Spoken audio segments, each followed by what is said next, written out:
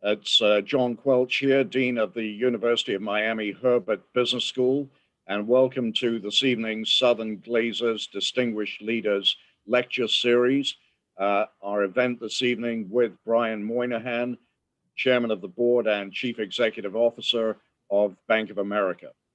I want to thank Bank of America in particular for all of their work on behalf of our university at Miami. And I believe we have many of the 20,000 or so Bank of America employees in Florida on the call with us this evening, including two people who I said I'd give a special shout out to at the Coconut Grove branch, Jessica Alvarez, who's the manager, and Christian Carlin. So a special welcome to Jessica and Christian. Joining me on this evening's conversation with Brian is our alumna and Board of Trustee member, Courtney Gibson. Courtney is a graduate of the Miami Herbert Business School. She's a longstanding employee and now president of Loop Capital Markets in Chicago. And as I said, she's a trustee of our university as well. So I'll be sharing the hosting responsibilities this evening with Courtney. We're really delighted to have Brian with us. And without further ado, I'm gonna start, Brian, by asking you just a very simple question. How did you come to be in banking in the first place? Well, John, thank you. It's great to be here with our great client, the University of Miami, and thanks, Courtney, for joining us tonight. And it's a pleasure to be here. And I'm glad you recognized our teammates in the branch because, you know, what people may not realize is we've had our branches open during this whole pandemic crisis, and those teammates on the front line have done a great job of serving America and helping America function. But how did I get into banking? I was a lawyer. I grew up and always was going to be a lawyer, and then I became a corporate lawyer, which is probably not what I thought I was going to be. I thought I was going to be a criminal lawyer like everybody else that grew up in the days of Perry Mason being on TV and F. Lee Bailey writing books and things. And so I started practicing law, and along after I became a young partner, I did a transaction called the Bank of New England transaction with a company called Fleet bought the Bank of New England. And I helped get that transaction done for our client, but in the end, we'd structured a very unique structure. It had a dual convertible preferred stock, which won't mean a lot to a lot of people, but was a very unique instrument that we'd figured out how to do. And a fellow named Terry Murray, who ran the company, told the general counsel, he said, get that guy in here. And he said to the general counsel, he's too smart to be a lawyer, which I'm not sure what the general counsel ever took that too well. But Bill Mutterpearl was general counsel, a great client. I went in, and within a short period of time, they moved me into business, and sort of the rest became history. But I grew up really as a person. My grandfather was a lawyer, and I always thought I wanted to be a lawyer. Ironically, my other grandfather, who passed away when I was just before I was born, was a banker, and we own that bank today. It's in Batavia, New York, where my parents grew up. So we actually own the bank, and I have the quill pen where he kept the books, you know, the old-fashioned fountain pen, and my father gave it to me. So I've got a history of banking, but I never thought I'd be one. So over the course of a 30-year journey in banking, a couple of pivotal moments that you recall, maybe a role model here or there who mentored you along the way?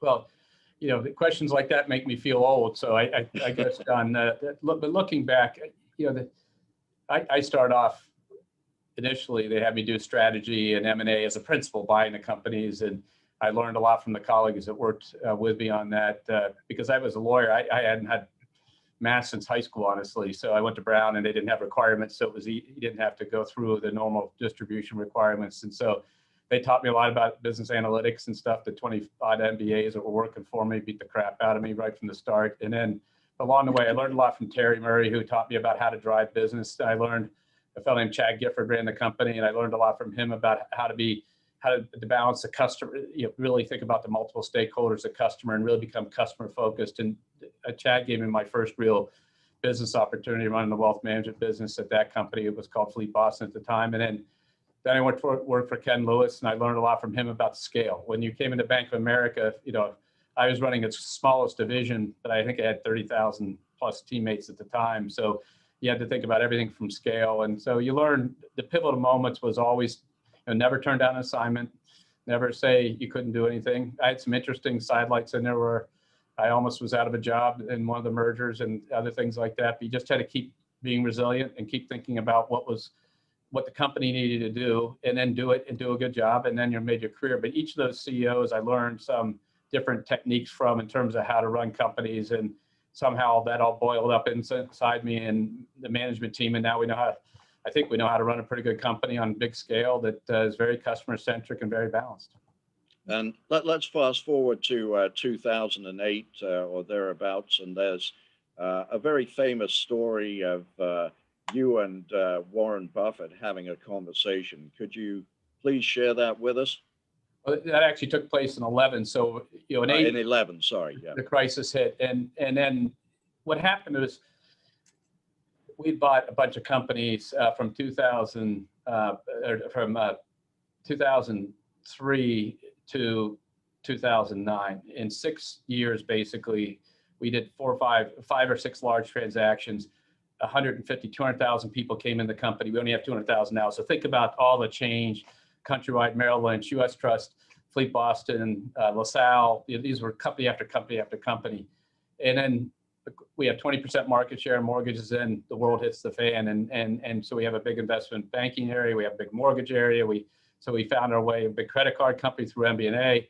All that came to fruition. So we made it through, and we were working our way out. And then come 2011, the regulators, and rightfully so, started raising the capital requirements. And there was great debate about the lawsuits and the mortgage servicing costs and stuff. And so we were kind of bandied about. And by the way, people don't remember this, but the federal government shut down, ran out of money, and was close to defaulting on its obligations because there's a fight going on about funding in between Congress. And we think this has happened many times, but it hasn't happened that often. It was a real dogfight in August of 11. And so I remember the Treasury needing money to pay Social Security costs and stuff. And we had to decide whether we were going to front it to them and things. It was kind of interesting. And lo and behold, our stock was banging around, and people said we needed capital, et cetera. And on a Monday morning, I got a call from Mr. Buffett and said, Brian, I thought about it over the weekend. He later said he was in his bathtub with the idea, but I'll let him confirm that. That's not my thing. He had the idea. He said, I want to put $5 billion in your company, and this is the way you want to do it. And I said, Mr. Buffett, it's an honor to talk to you, but we don't need the capital, because we had enough capital. It's just stability. Because I know you don't need the capital, or else I wouldn't be calling you. What you need is stability. And our stock was about $6 a share at that day, and he invested at $7 a share, actually, as a premium. And the next morning, we signed a deal. So he literally called around 10 or 11 o'clock, and by 8 o'clock the next morning, we were done. $5 billion of capital. The company stabilized, and therefore we took off. And the key thing was that next day, 200,000 plus teammates knew that the smartest investor in the world had said, this company is a really good company. And that just energized us all, and we took off, and he's done well since then. Subsequent to that, he's actually put more capital in and bought more shares, and he's been a great supporter of our company, and we thank him for that. So looking at a comparison perhaps between the crisis of 08 and its aftermath and the current scenario that we're facing, can you draw some contrasts? What's similar and what's different? This current crisis is a healthcare crisis. And so, at the end of the day, you have a virus, the COVID-19 virus. It's a healthcare crisis. And the whole world is at war against this virus. And guess what? We're all on the same side. It's a world war against the virus, race for vaccine, ushering massive amounts of PPE and hospital capacity and all those things. But it's the whole war. The whole world is on the same side, which is unique. And that's the difference. This is there wasn't, when you go back and look at 08, there was a lot of over leverage in the system in a lot of different ways. There were the complex securities.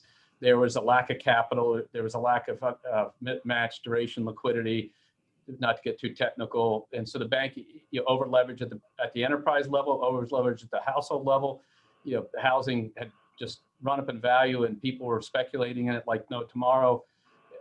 And so all that came to fruition. But the big difference was this is a crisis caused by a virus. So everybody was on the same side saying, banking system, we need you to help. So we'll provide, the Fed came in with a massive liquidity facilities and a massive stimulus because it was no one's fault. That created a much different tone, is number one. Number two, the banking system was in terrific shape. And so, we had probably 3% tangible common equity ratio back there just to give people a sense of difference. Now, going into this crisis, I think we had 7 or so. Well, that doesn't sound a lot, but that's two times plus. And that's just a tremendous amount more capital, huge amount of liquidity. And during this time frame, our capital ratios have gone up. We've had more liquidity. We've put up reserves. We've helped 2 million customers defer their payments. We've waived millions of dollars of fees. We did 350,000 PPP loans. We absorbed $70 billion of loans for clients who took them to the capital markets, ultimately 300 billion of deposits. So our company and our industry, quite frankly, was a source of strength. And it was because of capital liquidity and the rules and regulations. And frankly, to give credit to my colleagues in our company and around the other companies, the management teams have run these companies well. And that means that we just aren't the problem. That's a different atmosphere. But then there's similarities. Unemployment's up, and you have to think about stress and stress test. Trading volumes and volatility went way out. And so there are similarities, but you can't forget that having a strong banking system, having a government that was resolute to fix it, and not because there was no one to blame other than the virus itself, just changed the tone of this thing. And the Fed did a great job, and the administration and Congress did a great job of stimulus, CARES Act, et cetera, monetary stimulus, banks around the world, central banks around the world. It was just much different. And can you talk to us a little bit about the way in which you and your leadership team and the board responded, when you responded, in what order you responded to the various elements of change that this crisis imposed on you?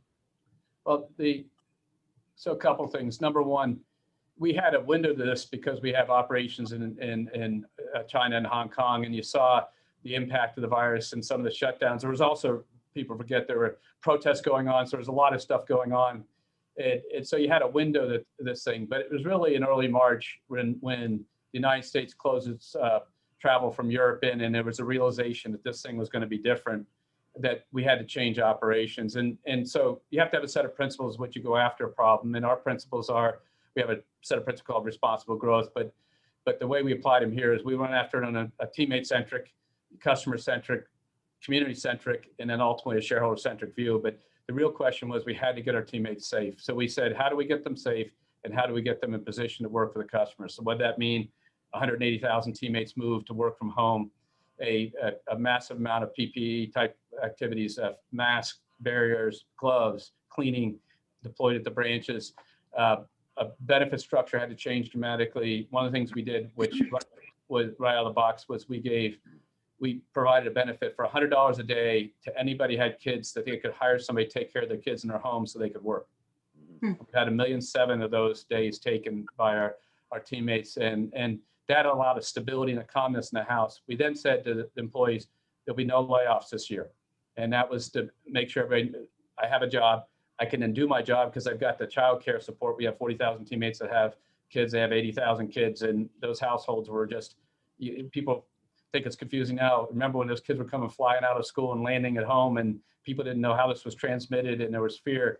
The last thing you needed was employees worrying about that, and then trying to be a hall monitor, an IT instructor, a classroom tutor, and a lunch, make lunches and work. So we try to take care of that. And so we try to lower the stress in the household. Huge mental health resources deployed, unlimited visits, Teledoc, and Teledoc did a great job for us.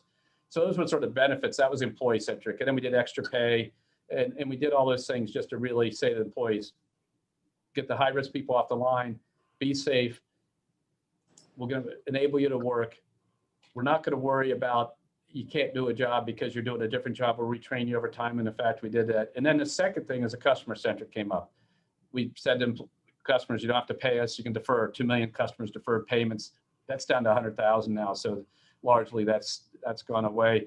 We did the PPP program. We did the $1,200 payment program called EIP. We helped with the unemployment distributions. We helped, with just the sheer demand of programs came on through the capital market support. We helped, and so that we had to help our customers, and then we did it in all different walks of different types of customers, including wealthy customers. Lots of advice, And then the last thing is we had to do a community centric. So we did $100 million additional charity right out of the box. We put $250 million more on top of the $1.5 billion we had in CFIs to help stabilize lending in local markets. And then we subsequently, when the next crisis came at the same time, which was the racial social justice after the George Floyd killing, and we just had another crisis. We did $1 billion program, which we can talk about, but in a real outset, the community side was 100 million and the 250 million, and really stepping up our charity. We gave away masks, 5 million masks originally. Now we're up to about 15 to 20 million masks to schools and others that can't afford it. And we just said, how can we help and how can we drive it? And then all that meant we could take care of the shareholder because the customers stayed loyal. We've added customers, we've added employee scores have gone up, customer scores have gone up, and we've made, for the worst financial crisis in a long time in America, we've made $13 billion after tax. So we performed okay, it's solid, given the context.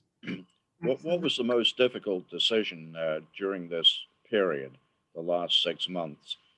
We had to have the courage to get the people off the line that were high risk. It wasn't difficult to make, but it ended up being 25,000 people that you were going to move before you had any ability for them to do their job. Okay. The second, and these aren't difficult decisions, the second tactically difficult decision was to get 100,000 computers deployed in 4 weeks, including screens and stuff, and get people enabled on them at home. And you might expect that we had a few calls between our suppliers of computers about how they weren't keeping up their promises to get them in the country or get them in our employees' hands fast enough. So that was kind of interesting.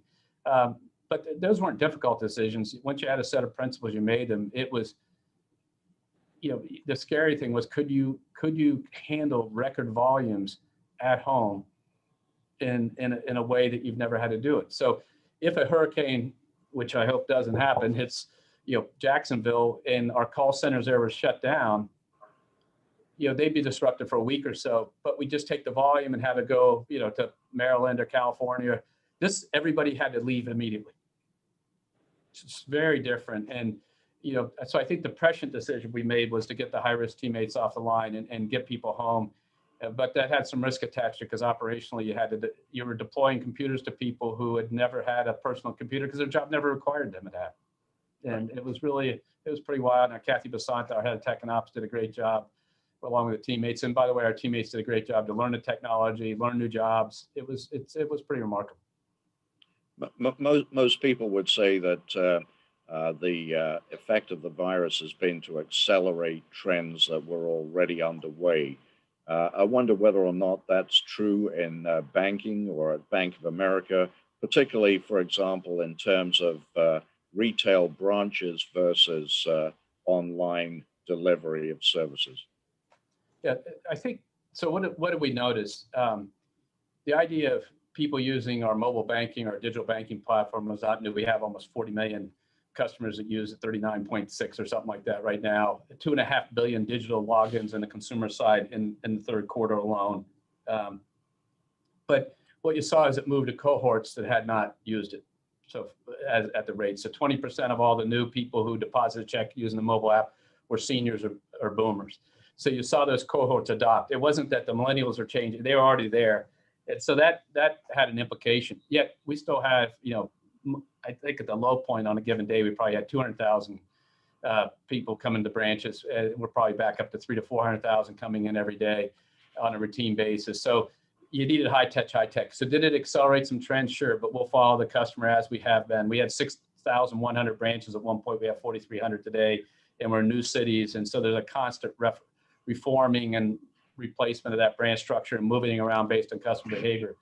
I'd say that what's more interesting was the impact on the ability to communicate. So our relationship managers are doing twice the contacts in the private bank, for example, than they did before the crisis, because they spent a lot of time going to places and traveling in cars, and suddenly nobody could do that. And clients were welcoming the advice and the contact. So suddenly the contact rate went up 2 times. The question is how that levels out when people are thirsting for human interaction, and it'll swing back a little bit. But a commercial banker, same thing. We're doing 1.5 to 2 times the connections with clients, largely because the clients needed information and there was no way to do it physically. So you didn't have the hour drive between clients and none of that happened. So it was really a different element. We did record amounts of fixed income debt issuance with our investment bankers, when none of them could go visit a client. And Right. so the long-term implications of the client acceptance of how they engage with you, the long-term implications of the clients attending events like this. How long would it take me to have gotten scheduled with you and gotten it all to work to be Sure. physically at your wonderful campus, and we'll come see you as soon as we can. But that would have taken a long time. We were able to put it on the schedule more quickly. So that convenience of connectivity won't replace human interaction, but it'll change the nature of the pace of interaction. And that's kind of interesting to us. And then we found a lot about backups and resiliency. We would have never thought that you could have had, those call centers in my example before work from home. And now you're saying, wait a second, we can have a resiliency plan that's different because you can spread people out more quickly if you had fires, like we have in California now, if you have hurricanes like are coming up in the Gulf Coast now, if you have earthquakes like we have in places, if you have monsoons, like we have all our teammates in India are working from home, which we never would have thought of as a possibility. So it's taught us a lot about resilience. So it's going to affect our operations in every way. I think people may overstate how fast, because humans are humans, and every day we still spit out $200-300 million out of the ATMs in cash. So as much as everybody cashless, there's $300 million going out by this time tomorrow. So people are still getting a lot of 20s and 10s and 100s and 50s out of the ATM. So don't forget that habits don't change as fast as people say, but we have to watch them and move with the customer. Great. I'm going to hand over to Courtney, but just remind our attendees, please send in any questions on the Q&A function, and we'll get to those a little bit later. Courtney? Absolutely, Brian. It's such a pleasure to chat with you today. It's so interesting when you think about our business and how it's morphed over time. And I don't think there's been a time in history that we've seen the level of creativity and innovation that we've seen probably in the last 8 months.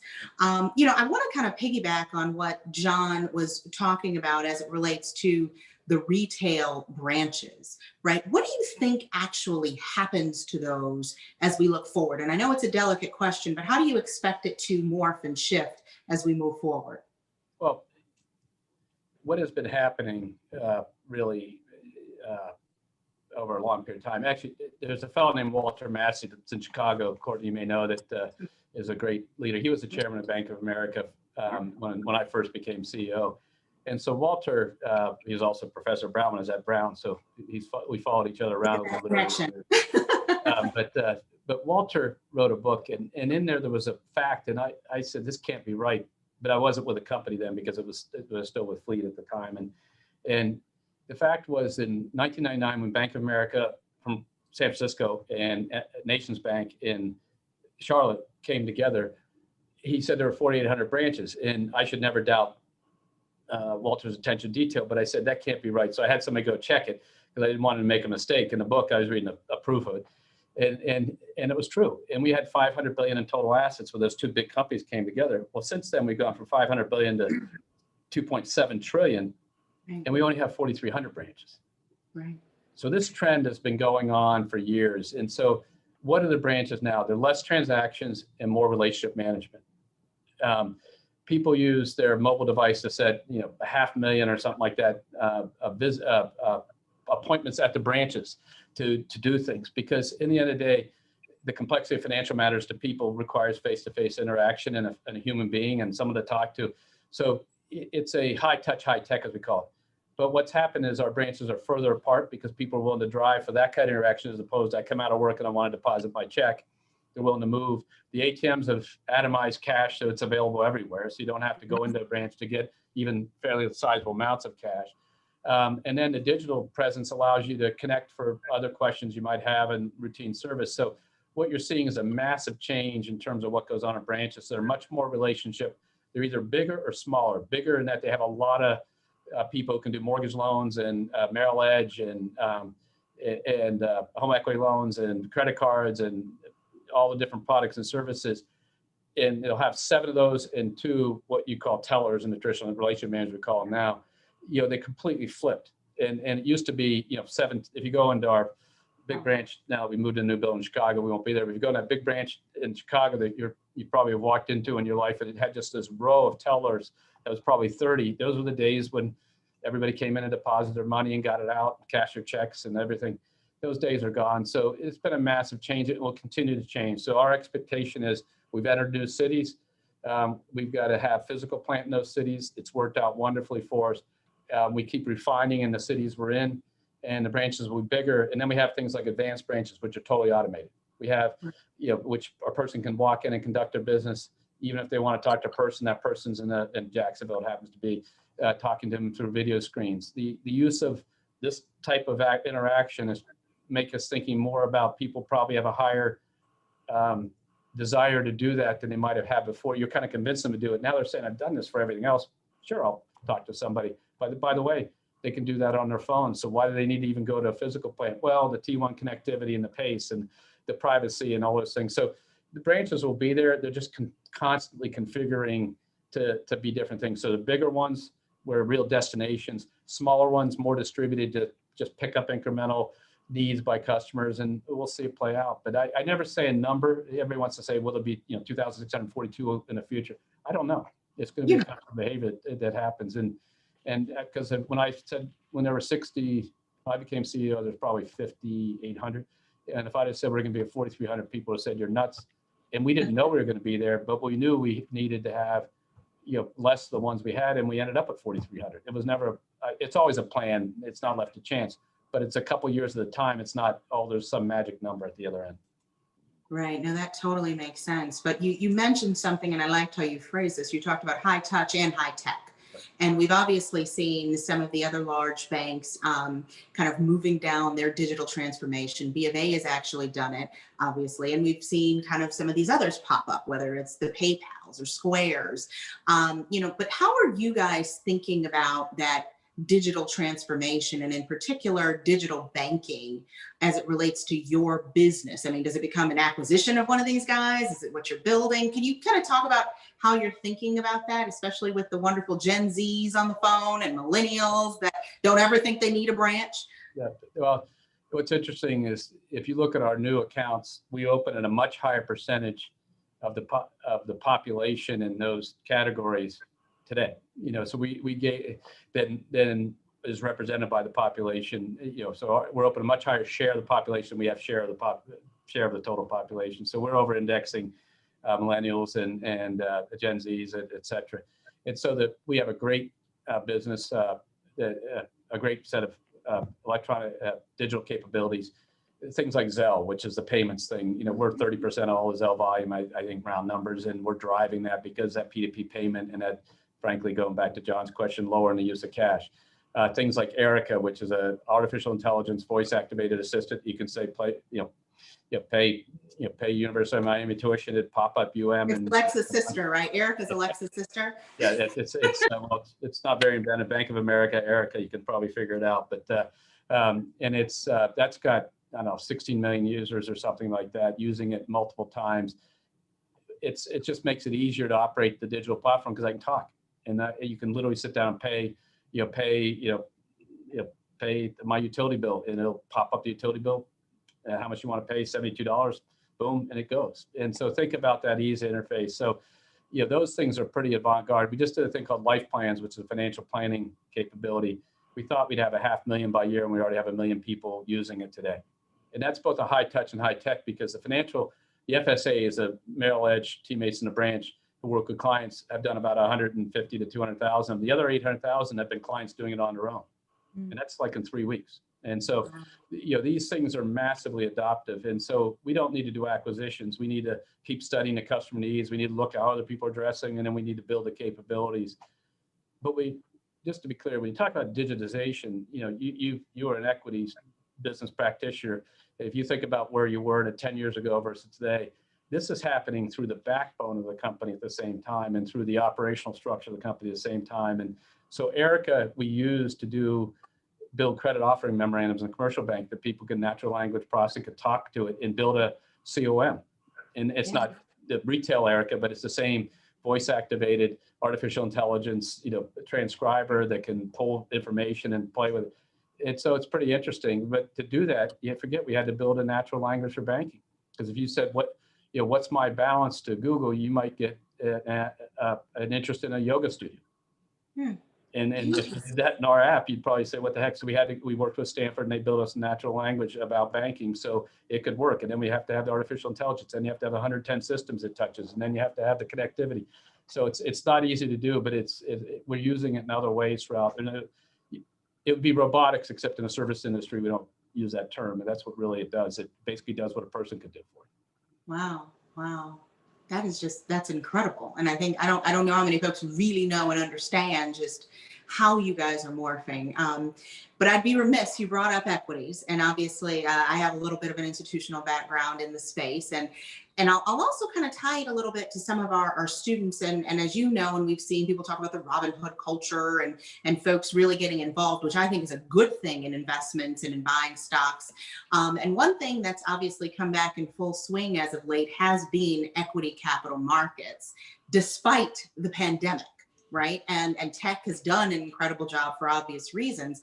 How is Bank of America really adjusting to some of the latest trends in equity capital markets, specifically as it relates to, whether it's direct listings or the infamous SPACs that everybody's heard all about? Is there anything that that concerns you? Where are you spending your time? How are you and your team thinking about equity capital markets and the way it looks today and how it's going to look going forward? So there's two sides of that, the retail side and the institutional side. But our legacy company owned a thing called Quick and Riley, whose business model was to take, Merrill, oddly enough, it was a bunch of people broke off from Merrill Lynch. You created a phone-based, deep discounted brokerage model to take on the Merrill Lynch high commission model at the time. Then we had in our platform companies like SureTrade and things like that were, the online brokerage craze in the late 90s. And we went to zero. And then we folded that together and we went to $0 trades in 2006 or 7. So this is not like a new concept. Right. And so we've always been about getting more people, democratizing investing, getting in, but always with a view that the customer wanted to have a long-term view. So our Merrill Edge platform, is really about, it's self-directed. You can trade on it. We have $300 billion of assets almost on it now. It's grown hundreds of thousands of customers over the last year. It's a tremendous platform, but embedded in that life plans I talked about, embedded in that Merrill Edge guided investing, where you just put the money in, it's an automated rebalancing every month, for $5,000 minimum account for very low cost. And you can do individual securities. And so that capability. So we believe investors should be invested, but we believe they should be invested long-term and not speculating, but thinking about long-term. And that's how we gear the whole business. And then when you move to the wealth management business with Merrill and the private bank, it's like that. When you go to the institutional side, look, it's the same theory. The idea of taking a tariff out of the system is just a constant heat-seeking missile that goes on in capital markets. And so when something has a market price and there's deep liquid markets, people are going to try to take the commissions out. And there's two sides: the issuance commission, that's the direct listings and things like that, or the secondary trading commission, which is driving that down and things. And so these are relentless efforts that are going to go on. And yet, at the end of the day, some companies can direct list. The vast majority of them can't, because they need the support to get through the IPO process. They need the support to build the investor base. And our team does. Our equity capital markets team has had a great year doing that. Or in the debt side, the same thing. But is there a relentless push to lower and lower cost, tariffs, whatever, taxes, commissions, whatever word you want to use, depending on how you think about the business. We love the business, so we call them our well-earned fees. But well-earned fees, and that's what I call it, and I'm sticking to it. and that's what we drive. But there'll always be a race to lower and lower and less. And so what you have is a increase in volume that makes up for decline in rate, and hopefully that grows your revenue. That is not a new concept on the retail side, and it's not a new concept on the institutional side. And our job is to stay ahead of it and keep remanufacturing the business. And Jimmy DeMaro there and Sufyan and the team do a great job, but they have to literally invest hundreds of millions of dollars a year to basically cannibalize themselves at all times. It's a pretty unique thing, but it's been going on for a long time. What concerns you though, Brian? What of all of that, what concerns you?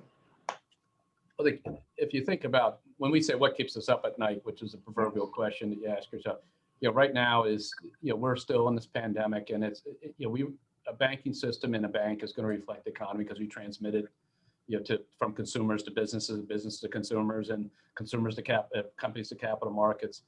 And so we worry about the economy. The good news is Candace Browning Platt and her team, which are the best research team in the business, so, everything they see is we'll have a good, strong number come out for the third quarter here in the next day or two. The fourth quarter will be positive. Next year is up by 4 or 5%. So you're seeing this recovery. We're back to about 90% of the level we were before the pandemic. But that's the number one issue. Now, the current crisis issue is if this thing goes on too long, does the unemployment become more permanent? The human issue around unemployment is a tragedy that we need to help those people by giving unemployment benefits. But the issue from a pure economic is if this goes on for a long time, so we got to worry about that. We worry about cyber risk. We worry about operational risk because we have all these people working from home, and you have to remember that's not as easy as if they're working with us in our buildings with our protected systems. And so we worry about all that. We worry about international issues and trade wars, but that's what we get paid to do as management, is get up in the morning, and the way you beat that is what we call responsible growth. We have to be balanced. All things in moderation. John may not teach us in his business school course, but that is a Roman proverb from 100. But that is the issue. If you lean too far and that doesn't work, you can't recover. So the idea of a bank is to keep balanced and make money in all these different ways. And so this year, rates came down. Consumer didn't make as much money. The markets business made more money. Next year, I guarantee you, consumers coming roaring back. It's up to $2 billion a quarter the last quarter again. And so you're just balancing your company and then driving it and trying to not lean it in any direction. And that helps with all those risks. And invest heavily in protecting your flank, cyber risk, and invest heavily in systems architecture and data effectiveness and operational risk. Those are the real issues now. The market and credit, got it. Now we got to make sure the operational risk stays in control. Well, I'm going to ask one last thing before I turn it back over to John, because I would be remiss to not do this. Obviously, you saw the markets today, and everyone is concerned, at least from my perspective, first and foremost about COVID and COVID's impact clearly on the economy, right? So you talked a little bit about the concerns. There's a human element. There's obviously how that impacts the economy overall. But as you think about and you talk to your friends, right? What do you tell them as it relates to how you think that the global economy can actually recover? And what do you think can be done? And before I do that, you mentioned, and I agree with you, obviously the Fed's doing everything they can. Companies are doing everything that they can. People are doing a lot, right, of coming together around it. But what do you think right now needs to be done to get this economy, I'll call it back on track, but I'd rather say better than it is today? Well, leave aside a lot of long-term implications embedded in that question: skills training, population growth, immigration reform, all good things, infrastructure, all important things. Dealing with the federal deficit after we get done with this. The real near-term question is to get through the healthcare crisis. Mm-hmm. And so we can go back and think about this in 9/11 context, which was after 9/11, people didn't fly. People thought, oh my God, airlines are out of business. Well, when they felt it was safe, they flew. So what's going to make us feel safe to go to a movie theater, eat inside at dinner, travel on a plane, go stay in a hotel, go on a business trip again? That's the question. And what we know would do is if everybody had a vaccine and this virus was behind us, and this is important, and we're prepared to deal with the next issue around a similar virus much more quickly, and have a recovery plan and a plan in our company and in society at large. We had 500,000 masks to start. We now have 40 million in inventory. Believe me, if we hear noise of another virus, everybody at work that day is wearing masks, period, end of story. We may be wrong that that's the best method, but why take the chance? If we'd have done that and as a society back then, it would have changed things. But that was not an agreed to strategy among the scientists and others. People didn't know. So we can build the resiliency and stuff. So we need to do both. We need to solve this question near term, which is all about getting to, between now and a vaccine, it's about learning how to operate and keeping the spread down, which is social distancing, masks and things like that. And it's about providing a bridge to the other side of the river for the pieces of the economy that haven't been able to make it yet. Yeah. The unemployed, the small businesses, the restaurants, the airlines, the cruise ships, the movie theaters, the industry, the states and cities, the nonprofit museums, the nonprofit performance venues. providing continued support for them while you wait for the virus, and then continue to focus heavily on the treatment regimens. The interesting thing is, even though with more cases now, you're not getting as bad outcomes, and the treatment regimens introduced early on seem to have a bigger impact, as we've observed in our population of teammates. And so hitting people harder, faster, getting them identified, testing, that's all we can do between now and the vaccine. And then we got to be ready for the logistics of the vaccine. If you do that, you'll feel safe to get on a plane and go to a restaurant and go to a movie theater, and you'll restart that part of the economy that's lagging. That will complete the economic recovery. And then we'll be left back to the issues of population growth, immigration reform, trade agreements, global trade agreements, climate change, and factoring that, and then infrastructure investment. But we can't get to those issues until we get this virus under control, because there's no alternative. If people, France, Germany today, if that's what people have to do to slay it, that's going to always have an impact on the economy. Meanwhile, today, in the month of October, the Bank of America customer base has spent 9%, 6 or 8%. We'll see what ends. I think it'll be closer to 9. More money this October than they did last October. Mm-hmm. So the economy has already recovered to a lot of degree. The question is, can it stay here if we can't keep hospitalizations and bad outcomes under control and keep the number of cases? That's the interesting debate. So I think it's a relatively straightforward question. What would make you feel safe again? And if we could get people to feel safe again, then we could do it. And we have to do it prior to a vaccine. And that means the techniques we have for treatment and masks, a lot of which we're doing a great job with, if you think about it in the context of the freedom of movement relative to the infection rate, even though it's up. Right. And then lack of concentration and things. We have to be very careful. And a lot of the experts have talked about that. We listen to scientists, but we're not getting people work sick and things like that. It's what people are doing at home. And that's what we need to focus on. Absolutely. Courtney, thanks for your help. And Brian, one of the things that I think Bank of America are very well known for is being a great place to work, and your own personal commitment to diversity and inclusion, including disability inclusion, is well documented. We had the recent announcement of the $2 billion bond to advance sustainability and equality by the bank. Please speak to us about why this is so important to you personally, and how are you going to measure the success of this kind of initiative?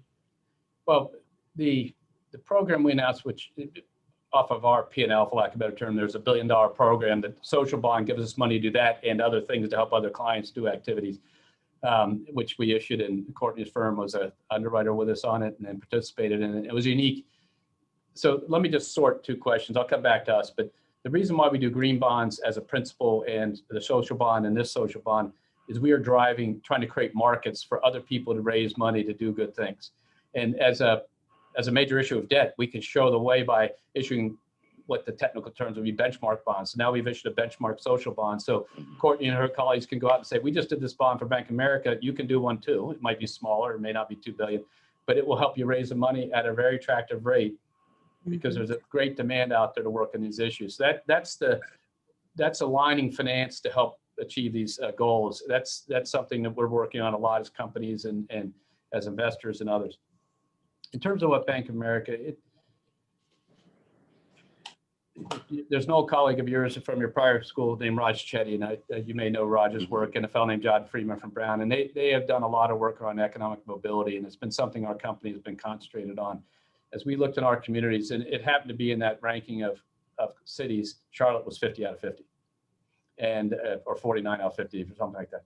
And so it all kind of shocked it, because Charlotte is a very successful city. But when you find out the economic mobility by race and it was that low, you said, what happened? And so the government convened workforces to work on it, but the business community always stepped up and said, wait a second, how can we help? What programs can we drive together and make it drive? And so this has been on our mind for years. And then lo and behold, unfortunately and tragically, you have the George Floyd killing that starts a nationwide awareness around this. And so we've been working on a program in our company, and these horrible killings took place, that we said we have to do something. And we basically had a 3-part program. One was denounce racism and diversity inclusion of our company and stand by that. The second was to do the $1 billion program to help in 4 categories: health, housing, entrepreneurship, and job skills and training, to spend $1 billion to help the incomes the communities, low and moderate income communities most affected by this virus. So you had a double issue going on. And it was around economic mobility. And then the third was to create a courageous conversation platform, the Smithsonian. And so the $1 billion is about economic mobility. How can we create higher skill development among people to get them better jobs? And so, how have we deployed it?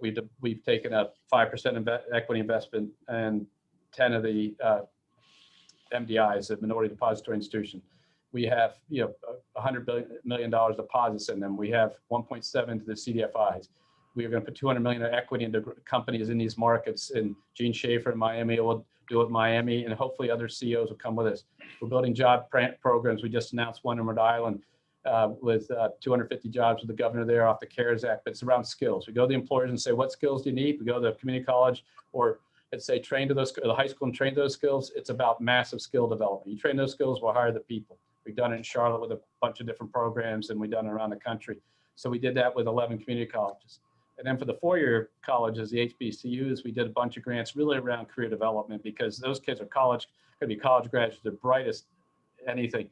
Their issue is not, employment in terms of skilling. Their issue is, can we get employers to get into those colleges and recruit and hire? And we hired, I think, 10, 15 people out of the, your school last year from undergraduate, and that many interns, and we'll do that every year. But maybe we weren't going enough to the HBCUs, or maybe other employers weren't, so we're building them career development. So those are the kinds of programs we're working on it. But it all goes back to, we believe that everybody should have the chance to equal opportunity and be able to leverage on it.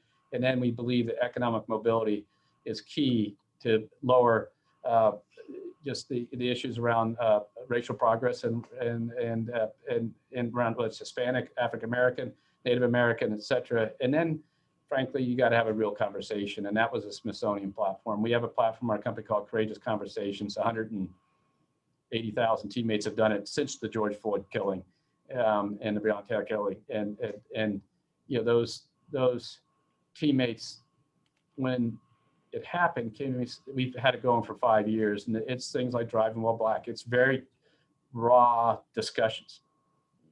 And on the disability you mentioned about being disabled and what to do and what not to do and how to do it and how to, just really straightforward, pragmatic. And so those discussions were going on, and then this thing hit, and the employees, thousands of emails said, I wish people could have the conversations I have at work outside in the community. I said, okay, that's simple.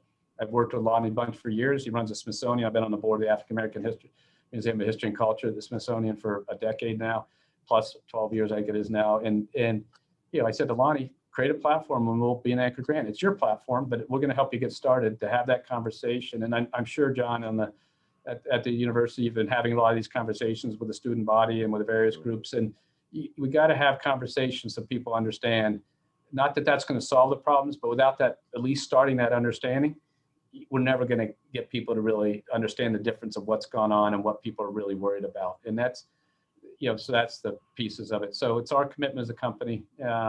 We believe a teammate has to, the way we define inclusion in our company is you have to be able to bring yourself to work and be successful no matter where you came from, no matter what your background was, no matter what your education was. When we defined it 15 years ago, the person said, I don't want to have to leave myself at the door and pick it up on the way home. And we said, you know what, that's the definition to use. And we've been measuring that every year. The progression on this idea that I can bring my whole self to work and be successful. That's such a simple statement of what inclusiveness means. Diversity is representation statistics, and we strive to get that right. We just had the highest scores we've ever had in the company this last employer survey. So we've been measuring pretty accurately for 12 years, 15 years now. As you say, conversations, it all begins by talking.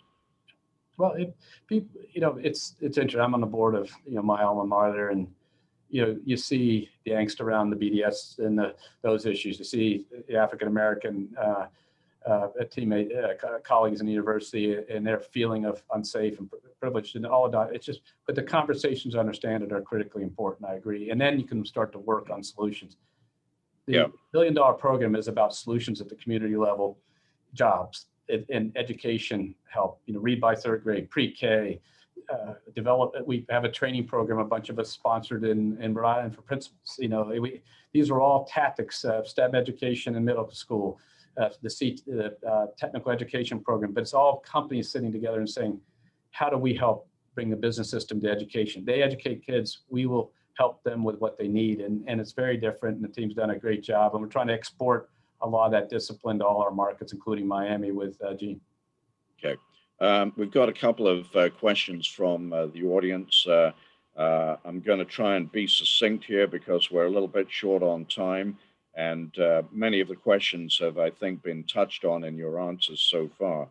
But one questioner asks about how do you manage your own work-life balance? Well, that's the old do as I say, not as I do problem. But when people ask me, what did you learn about, I'd been a business person, run a division, all this stuff for years. But when you become the CEO, the demands on your travel, demands on your energy are higher. So you have to stay in shape, and you have to have a good family or a good significant other or good people. And I have a wonderful wife and Sue and my kids. You have to have people you can depend on who frankly treat you like they've always treated you, ignore the fact you are who you are, don't really need it. They need you to be a good father, a good friend, a husband and stuff like that, but they don't need anything from you.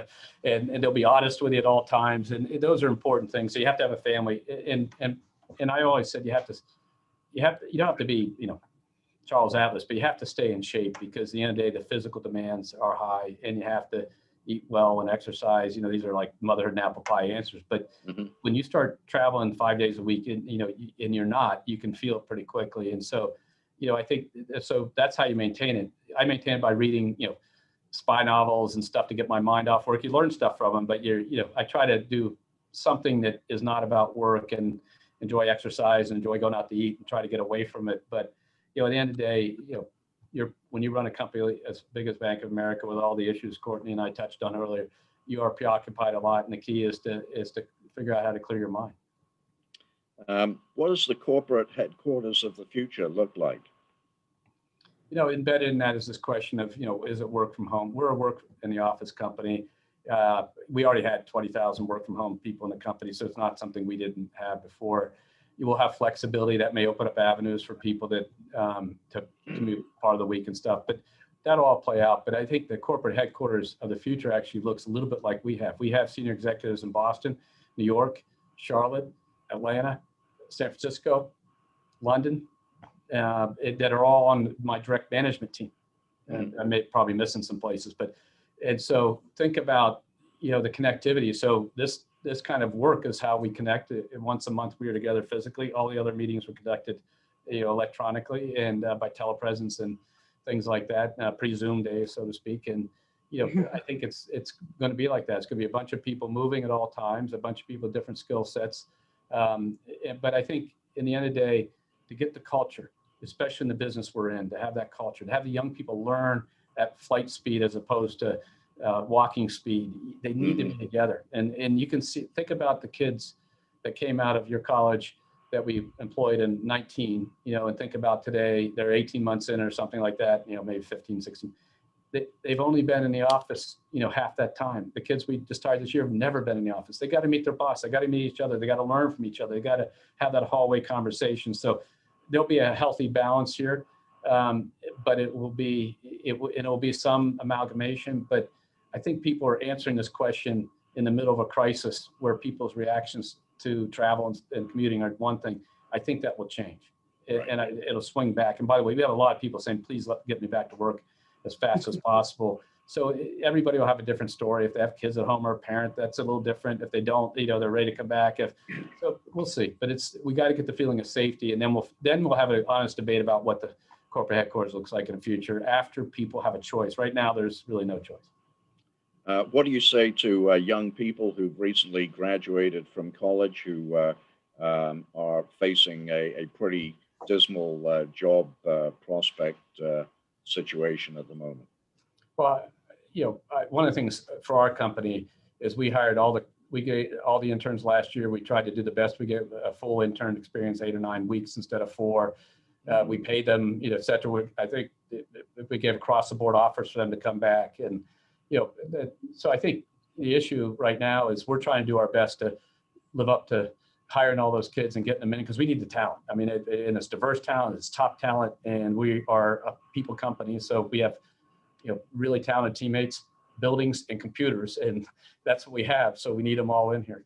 I'd say if I were a kid that didn't have a job and I'm looking, or I'm and I'm graduating in spring and it's tough, take a job and start to learn something, get in the flow, and it'll take you somewhere else. And I think, John, you or Courtney or I knew I wanted to be a lawyer, so I went to law school, so that kind of laid me in. But I took the job that I got out of law school. I didn't hold out for the perfect job. I didn't, sit on a bench for 3 months saying, if I can't work in that city, I don't want to work. I took a job and then, worked at it. And then that parlayed into a whole bunch of things. And so I think my basic advice is get going on something and then move that to the next thing.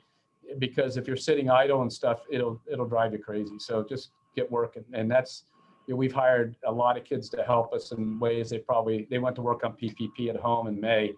We said, you want to start early? They probably never thought they were going to do that. But by doing that, they learned so much more about what was going on in the company that now they're way ahead. And so I think it's just get going. Be curious and get going. What are the three most important qualities of a successful corporate leader? And do you think there's a leadership deficit in America at the moment? I think the most important quality is to think outside in. And because everybody around you is thinking inside, they're a team and everything. And so you have to sit there and start with the customer and come in. And I know that sounds simple and trivial, but it takes extreme discipline. You start with the customer and then you start with a teammate that's going to work with the customer. And if somebody has an idea and they can't explain to you how the person who's actually going to do it can do it, it's a bad idea, even if it's a good idea. And so you have to start, because that's where it happens. It doesn't happen in the layers. There's 8 levels in our company and there's 7 levels between me and the person doing the actual task in a given unit. That's not where the work gets done, and the customer interface is, and the customer understanding is, and the customer questions are going to be. So one is think out in, and second is have a set of principles and repeat them. So this responsible growth definition, we have principles we have. You got to grow no excuses, got to do it on a customer focused basis, got to do it with the right risk, got to do it on a sustainable basis. Yeah. I've probably given what we call our placemat literally thousands and maybe 10,000 times. I don't know, but a lot over the last 10 years. And you'd say, don't people remember it? They don't. With turnover, there's 10% more people there that never heard it before. But to keep the company moving on principles, you got to repeat yourself. So think out in, be ready to repeat yourself. And you have to be a sponge, especially in times like this. You just have to take the emotion of the company and absorb it. And, I learned a lot about that, having several thousand employees right around the World Trade Center and going into New York and watching the plane go through. I was driving to the World Trade Center and the second plane went through. I worked with a team. We got open for business, and it was just, but you realize the last thing they need you to do is to do anything but just listen and be a sponge and pull that off of them. And then after you do that, then you can figure out what they need to get back to what they're going to do. And I think this crisis has some of those elements. And I think my leadership team all agrees that, and that's why we did some of the things we did right off the bat from the employee side, which served us well in the end. It saved people's lives. It did the right thing, and it was good decisions. It cost us money, cost us productivity, all those things. But you had to be a sponge and listen to what the employees need. And then over time, you can get to the other side of what you need to do, but you have to be a sponge. I think that's a great set of insights on which to end our conversation, Brian. I want to thank Courtney for being part of the evening. We value our alumni so highly here. And Brian mentioned Gene Schaefer by name.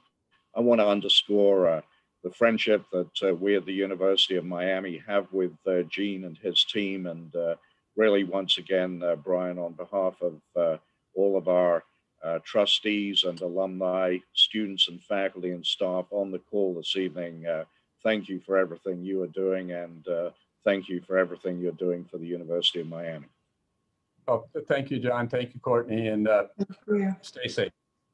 You as well. Stay safe. All right. Thank you, everybody, and good night from Miami.